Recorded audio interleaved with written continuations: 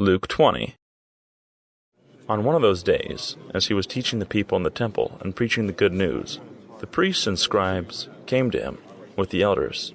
They asked him, "Tell us, by what authority do you do these things? Or who is giving you this authority?" He answered them, I also will ask you one question. Tell me, the baptism of John, was it from heaven or from men? They reasoned with themselves, saying, If we say from heaven, he will say, "Why didn't you believe him?" But if we say from men, all the people will stone us, for they are persuaded that John was a prophet. They answered that they didn't know where it was from. Jesus said to them, Neither will I tell you by what authority I do these things. He began to tell the people this parable.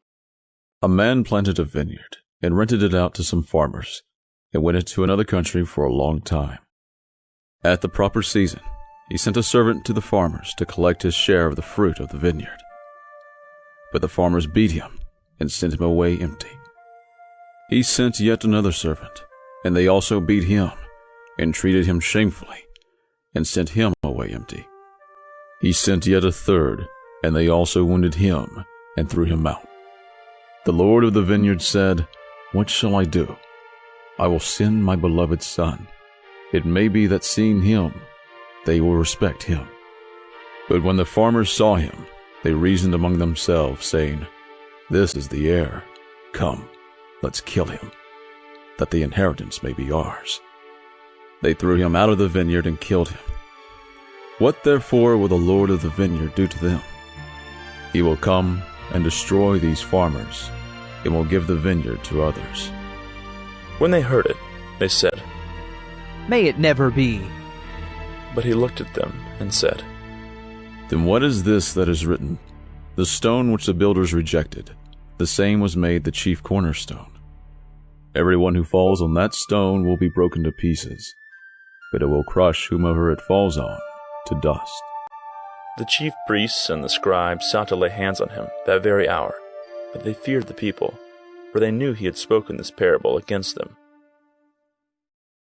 They watched him and sent out spies, who pretended to be righteous, that they might trap him in something he said, so as to deliver him up to the power and authority of the governor. They asked him, Teacher, we know that you say and teach what is right, and aren't partial to anyone, but truly teach the way of God. Is it lawful for us to pay taxes to Caesar or not? But he perceived their craftiness and said to them, Why do you test me? Show me a denarius. Whose image and inscription are on it? They answered, Caesar's. He said to them, Then give to Caesar the things that are Caesar's, and to God the things that are God's. They weren't able to trap him in his words before the people. They marveled at his answer and were silent. Some of the Sadducees came to him, those who deny that there is a resurrection. They asked him, Teacher, Moses wrote to us that if a man's brother dies having a wife, and he is childless, his brother should take the wife and raise up children for his brother. There were therefore 7 brothers. The first took a wife and died childless.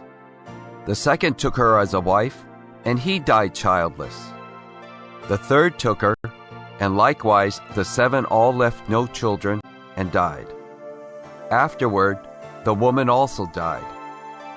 Therefore in the resurrection, whose wife of them will she be? For the 7 had her as a wife. Jesus said to them, The children of this age marry and are given in marriage. But those who are considered worthy to attain to that age and the resurrection from the dead neither marry nor are given in marriage.